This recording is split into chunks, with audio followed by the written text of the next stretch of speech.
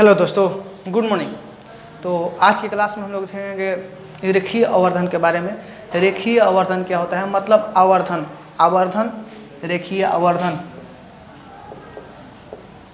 आवर्धन, ठीक है, आवर्धन, रेखीय आवर्धन।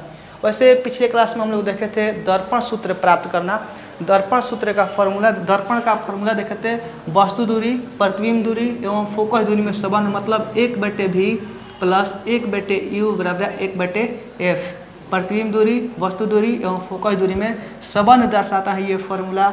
इस फॉर्मूला की मदद से हम 1/v, अगर v u दिया तो f निकाल सकते हैं, u v दिया तो f निकाल सकते हैं, अगर u f दिया तो v निकाल सकते हैं, अगर v f दिया तो u निकाल सकते हैं। इन तीनों में कोई एक दिया तो निकाल सकते हैं इस फॉर्मूला की मदद से। अब ध्यान दीजिएगा, हम देखेंगे आवर्धन के बारे में, रेखीय आवर्धन के बारे में। आवर्धन रेखीय आवर्धन दोनों एक ही चीज़ है। आवर्धन रेखीय आवर्धन दोनों एक ही चीज़ है, ठीक है। तो ध्यान दीजिएगा, आवर्धन क्या होता है, तो आवर्धन में होता है दर्पण के लिए प्रतिबिंब की ऊंचाई एवं वस्तु की ऊंचाई। आवर्धन प्रतिबिंब की ऊंचाई एवं वस्तु की ऊंचाई के अनुपात को आवर्धन कहा जाता है। आवर्धन बराबर, आवर्धन का बात करें तो आवर्धन बराबर प्रतिबिंब की ऊंचाई, प्रतिबिंब की ऊंचाई, प्रतिबिंब की ऊंचाई और वस्तु की ऊंचाई, वस्तु की ऊंचाई, प्रतिबिंब की ऊंचाई, वस्तु की ऊंचाई के अनुपात को आवर्धन कहा जाता है। इसे m द्वारा सूचित किया जाता है। m बराबर हो जाएगा, प्रतिबिंब की ऊंचाई को अगर h डैश लिखते हैं और वस्तु की ऊंचाई को h लिखते हैं तो m बराबर हो जाएगा h डैश बटे h, h डैश बटे h। आवर्धन को m द्वारा सूचित किया जाता है। अगर प्रतिबिंब की ऊंचाई को h डैश लिखते हैं और वस्तु की ऊंचाई को h लिखते हैं तो m बराबर हो जाएगा h डैश बटे h। या m बराबर और एक फार्मूला होता है -v/u, या m बराबर और एक फार्मूला होता है -v/u, -v/u।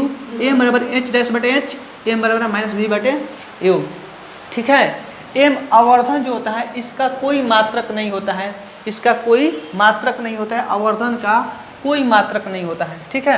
अब ध्यान दीजिएगा, आवर्धन का कोई मात्रक नहीं होता है। अब आवर्धन जो होता है, आवर्धन एगो h डैश बटे h, एगो -v/u। तो -v/h डैश बटे h तो समझ में आ रहा है, क्योंकि आवर्धन बताता है कि प्रतिबिंब बना है तो वस्तु से कितना गुना बना है। आवर्धन निकालने से ये पता चलता है। तो आप जानते हैं कि मान लीजिए ये संख्या है 10, 2 के कितना गुना है, तो 10 में 2 से भाग देते हैं, 2 5 10 निकल जाता है, 5 गुना है, तो ऐसे भाग देकर निकाल लेते हैं। वैसे ही अगर प्रतिबिंब की ऊंचाई, प्रतिबिंब लंबा बना है कि छोटा बना है कि बड़ा बना है, सब निकालने के लिए प्रतिबिंब कितना गुना बना है तो प्रतिबिंब ऊंचाई में वस्तु की ऊंचाई से भाग देते हैं तो निकल जाता है। ये बात समझ में आता है। लेकिन अगर m बराबर -v/u लिखे हैं तो ये फॉर्मूला कहाँ से आया है, -v/u कहाँ से आया है, इसी फॉर्मूला को चलिए प्रूफ करते हैं। इस फॉर्मूला को हम लोग प्रूफ करते हैं। तो ध्यान दीजिएगा आप लोग, पहले अवतल दर्पण के लिए और उत्तल दर्पण के लिए, दोनों के लिए प्रूफ कर सकते हैं। पहले अवतल दर्पण के लिए प्रूफ करते हैं। इसको देखिए, एक अवतल दर्पण लेते हैं, ये अवतल दर्पण हो गया, इसका बाहरी सतह यू पेंट कर दिए, चलिए पेंट हो गया, टेढ़ा बन गया, आप लोग सीधा बनाइएगा, ठीक है। इसका मुख अक्ष हुआ ये वाला, अगर इस यहाँ पर फोकस लेते हैं तो वक्रता केंद्र ये वाला सी होगा। अगर यहाँ पर फोकस लेते हैं तब वक्रता केंद्र सी ये वाला होगा। यहाँ पर अनंत होगा। वस्तु को अनंत एवं सी के बीच रखते हैं। पहला किरण जो है दर्पण पे जाएगा, दर्पण से टकराने के बाद पहला किरण एफ से गुजरेगा और दूसरा किरण ले जाते थे सी से। आप लोग को याद होगा प्रतिबिंब बनाते समय दूसरा किरण सी से ले जाते थे, लेकिन प्रतिबिंब बनाया जाता है और एक तरीका से। देखिए, दूसरा किरण आपका केंद्र से भी जाता है, वस्तु के सिर से केंद्र पर जाता है, दर्पण के पी जिसको बोलते हैं पोल पर। यहाँ से परिवर्तन होता है, जितना कोण पर आया है उतना ही कोण पर वापस जाएगा, क्योंकि परिवर्तन का नियम बोलता है जितना कोण पर आएगा उतने कोण पर जाएगा। तब परिवर्तन होगा, कहाँ पर कटेगा, यहाँ पर, तो यहाँ पर आपका प्रतिबिंब बनेगा, यहाँ पर आपका प्रतिबिंब बना। अगर यहाँ से भी ले जाते हैं ना, देखिए यहीं पर बनता प्रतिबिंब। अगर किरण यहाँ से भी ले जाता है सी से तो देखिए यहीं पर प्रतिबिंब बनता है। इससे यहाँ पर भी ले गए तो यहीं पर प्रतिबिंब बना, ठीक है। तो इससे कोई प्रॉब्लम नहीं है, बस किए इसलिए क्योंकि डेरिवेशन जो हम करेंगे आसान हो जाए ऐसे करने पर। अगर वहाँ उससे भी लेते हैं, अगर सी से भी ले जाएंगे तो बनेगा, लेकिन थोड़ा लंबा जाएगा। आप जानते हैं कि अगर कहीं जाना है तो शॉर्टकट पाता है तो क्यों जाएगा लॉन्ग रास्ते से, आप शॉर्टकट से चलिए जल्दी पहुँचेंगे। वैसे भी होगा वैसे भी होगा।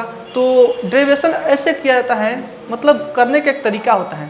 आप कोई भी चीज़ को सॉल्व कीजिए तो अगर देखते हैं, अगर आपको लगता है कि हम इस रास्ते से जाएंगे तो कांटा ज़्यादा मिलेगा, चुभेगा, तो क्यों जाइएगा उस रास्ते पर। इसलिए यहाँ पर भी देखते हैं तो प्रतिबिंब यहीं पर बनता है, तो इसी से चलते हैं। अब चलिए, अगर वस्तु ए बी था तो प्रतिबिंब ए डैश बी डैश प्राप्त होगा। अगर प्रतिबिंब ए बी था तो वस्तु ए बी था तो प्रतिबिंब ए डैश बी डैश बनेगा। अब ध्यान दीजिए, चलते हैं त्रिभुज ए बी पी में, ए बी पी तथा त्रिभुज A dash B dash P में, ए बी पी तथा ए डैश बी डैश पी में। तो ए बी पी को देखिए, ई वाला 90 है, यहाँ पर भी ई वाला 90 है, मतलब कोण बी ए पी बराबर कोण B dash A dash P, B A P बराबर हो जाएगा B dash A dash P, मतलब हाई कोण आई वाला कोण दोनों आपस में बराबर हो जाएगा, बी ए डैश पी कैसे 90 डिग्री है दोनों। अब देखिए, परिवर्तन का नियम कहता है कि आपतन को जो होता है हमेशा परिवर्तन कोण के बराबर होगा, मतलब बी पी ए कोण बी पी ए बराबर होगा कोण ए डैश पी बी डैश। कैसे? परिवर्तन के नियम से आई बराबर होता है आर के, कोण आई बराबर होता है कोण आर के, परिवर्तन के नियम कहता है, तो इसलिए बी पी ए बराबर हो जाएगा ए डैश पी बी। अब ध्यान दीजिए, दो कोण जब बराबर हो जाएगा तो एंगल टू एंगल से क्या बोलेगा, दोनों त्रिभुज ए बी पी जो होगा समरूप हो जाएगा त्रिभुज A dash B dash P में के, दोनों त्रिभुज जो है आपस में समरूप हो जाएगा। अब समरूपता का परिमेय कहता है कि जब दोनों त्रिभुज समरूप हैं तो संगत भुजाओं का जो आपका संगत कोण का जो भुजा होता है समान अनुपात में होता है।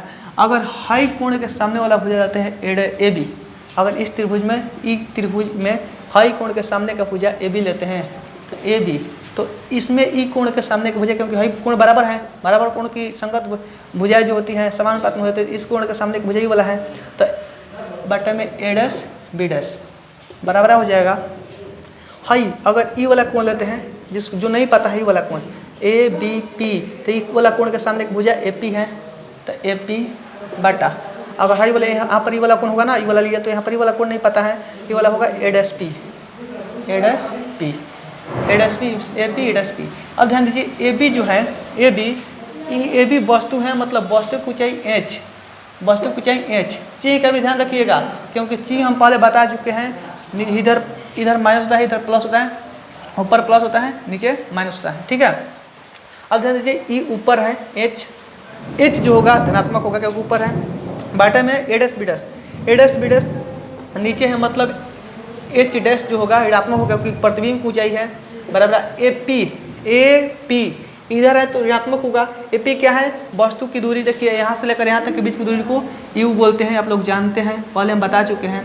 तो क्या होगा माइनस में यू बाटे में ए डैश पी यहाँ से लेकर यहाँ तक के बीच की दूरी को भी बोलते हैं, इसको माइनस में लिखते हैं, माइनस में भी, ई माइनस कट गया। अब ध्यान दीजिए, एच बटे में एच डैश बराबर यू बटे में भी, इसको अगर पलट के लिखते हैं तो ई माइनस यहाँ पर आ जाएगा ना।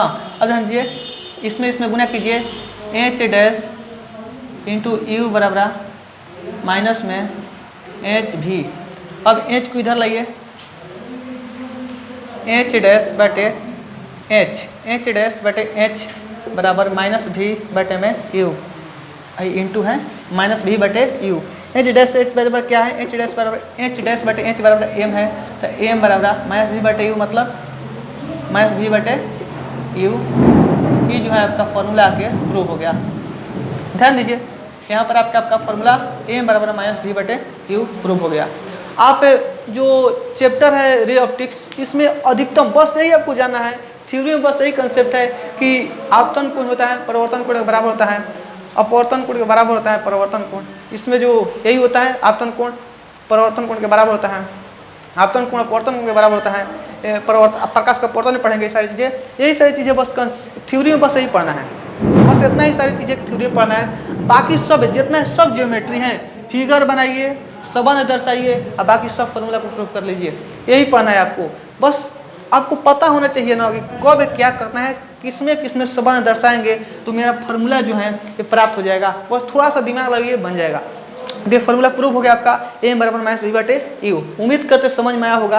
अब चलिए उत्तल दर्पण से प्रूफ कर लेते हैं। कहाँ से आया ये फार्मूला, उत्तल दर्पण से भी हो जाएगा। चलिए स्क्रीनशॉट ले लीजिए इसको। चलिए बेटा साफ करते हैं इसको।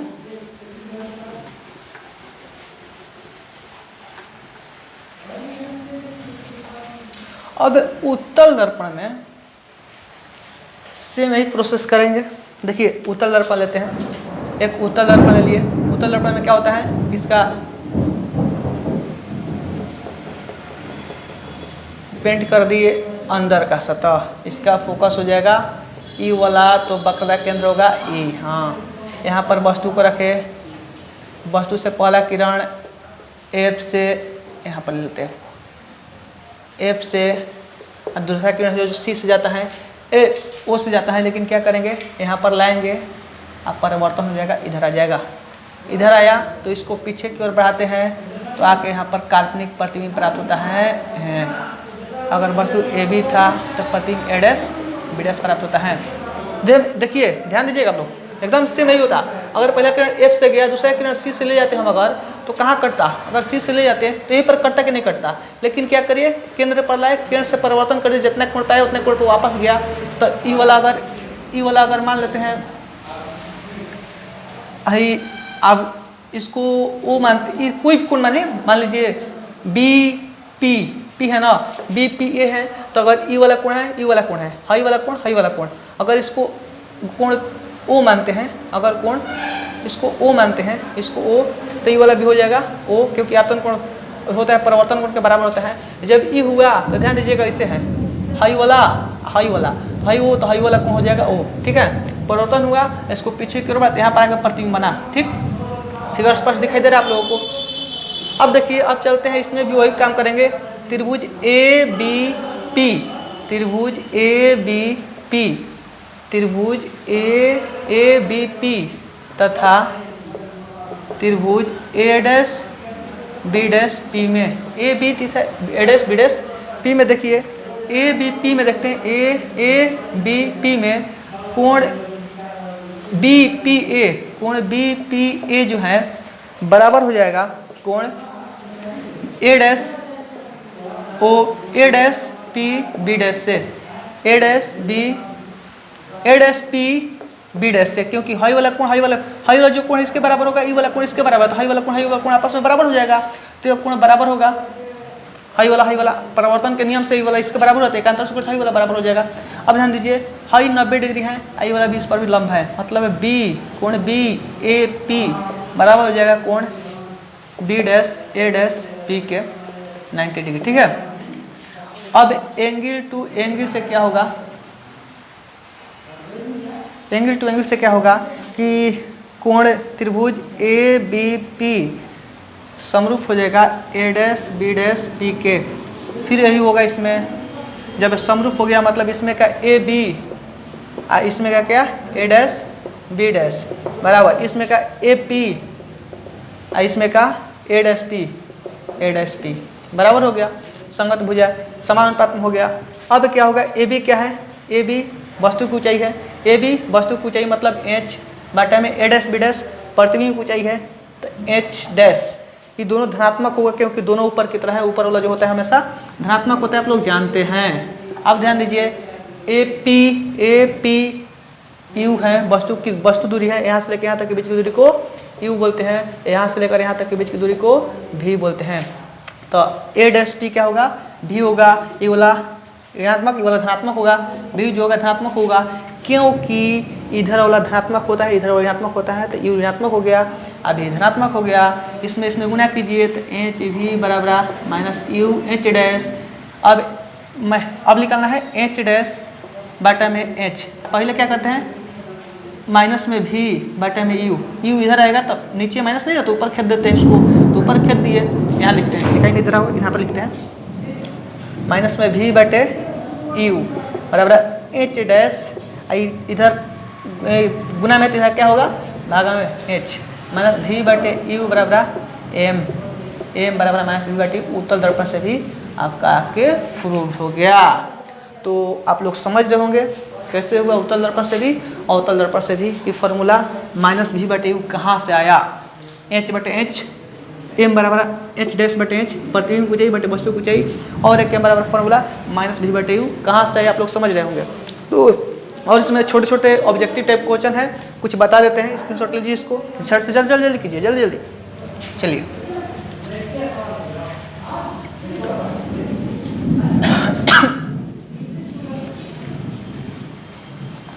अब क्या करते हैं कि अब चलिए ये तो जान गए आवर्धन होता है प्रतिबिंब की ऊंचाई बटे वस्तु की ऊंचाई के अनुपात, ठीक। अब चलिए आवर्धन प्राप्त होगा तो 3 स्थिति, इसका लमसम 4-5 स्थिति प्राप्त होगा। देखिए ध्यान दीजिए, आवर्धन m बराबर निकलेगा तो m जो होगा एक होगा 1 से बड़ा होगा, m बड़ा होगा 1 से, दूसरा का क्या होगा m होगा जो 1 से छोटा होगा, तीसरा का क्या होगा m जो होगा 1 के बराबर होगा। क्योंकि जो प्रतिबिंब ऊंचाई कोई संख्या होगा, मान लीजिए प्रतिबिंब ऊंचाई 5 है, वस्तु की ऊंचाई 5 है, 5 करके क्या आया 1 आया।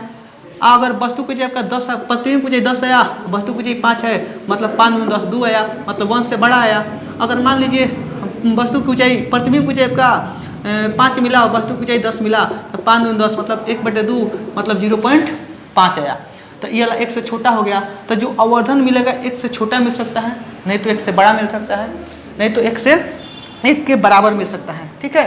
तो ये जो 3 स्थिति प्राप्त होगा, इससे हम क्या अंदाजा लगाते हैं, इससे ऑब्जेक्टिव निकलिए कैसे निकलता है कि अगर m का मान 1 से छोटा रहता है, अगर m का मान 1 से यदि m का मान 1 से बड़ा रहता है, अगर m का मान 1 से बड़ा रहता है तो प्रतिबिंब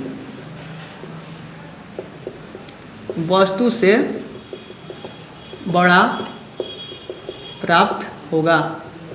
यदि m जो है 1 से बड़ा रहता है, यदि m 1 से बड़ा रहता है तो प्रतिबिंब जो है वस्तु से बड़ा प्राप्त होगा।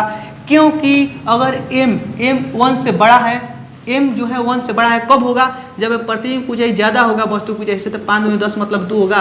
प्रतिबिंब की ऊंचाई 10 होगा और वस्तु की ऊंचाई 5 होगा, तो 5 × 10 कटेंगे तो 2 होगा। अगर प्रतिबिंब की ऊंचाई 8 होगा तो वस्तु की ऊंचाई 4 होगा, 4 × 2 = 8 कटेंगे तो 2 होगा। बात ये 1 से ज़्यादा है कि नहीं है, 1 से ज़्यादा है मतलब प्रतिबिंब की ऊंचाई वस्तु की ऊंचाई से ज़्यादा है। प्रतिबिंब बना है वस्तु से बड़ा है, प्रतिबिंब जो बना है वस्तु से बड़ा बना है।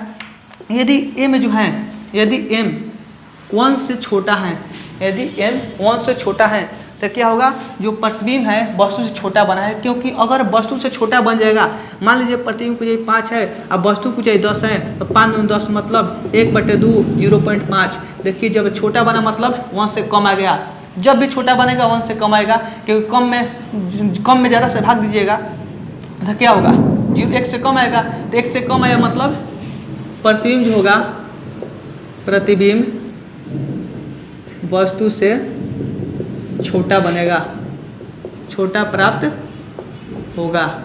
अब ध्यान दीजिए, जब m जो होगा 1 के बराबर होगा, जब आवर्धन m का मान 1 के बराबर होगा मतलब वस्तु की ऊंचाई एवं प्रतिबिंब की ऊंचाई बराबर हैं, तभी तो 1 आएगा कट के।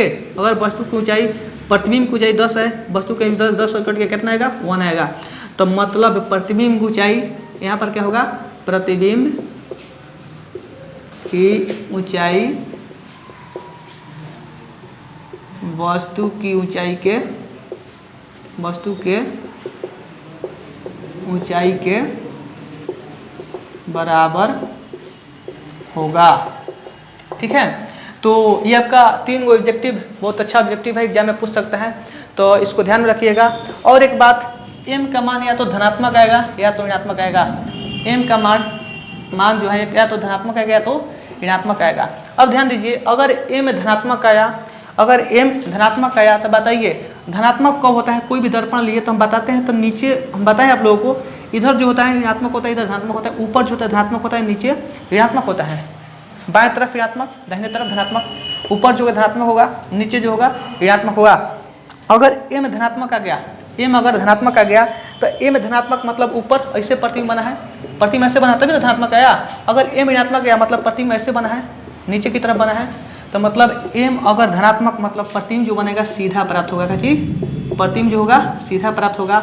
अगर m ऋणात्मक हुआ तब प्रतिबिंब जो है उल्टा प्राप्त होगा, प्रतिबिंब जो है उल्टा प्राप्त होगा। m धनात्मक मतलब प्रतिबिंब सीधा और m ऋणात्मक मतलब प्रतिबिंब उल्टा। अब बताइए सीधा प्रतिबिंब कब बनता है, सीधा प्रतिबिंब कब बनता है, अवतल दर्पण हो या उत्तल दर्पण हो। सीधा प्रतिबिंब बना मतलब प्रतिबिंब जो बना काल्पनिक बना, सीधा प्रतिबिंब बना मतलब प्रतिबिंब जो बना काल्पनिक बना, काल्पनिक या आभासी इसको बोलते हैं, काल्पनिक बना या आभासी बना। प्रतिबिंब सीधा बना मतलब काल्पनिक बना। अब प्रतिबिंब उल्टा अगर प्राप्त हो गया, अगर प्रतिबिंब उल्टा प्राप्त होगा तो उल्टा जब भी बनता है वास्तविक बनता है, वास्तविक रेखा द्वारा प्राप्त होता है तो वास्तविक बनेगा, प्रतिबिंब जो है वास्तविक प्राप्त होगा।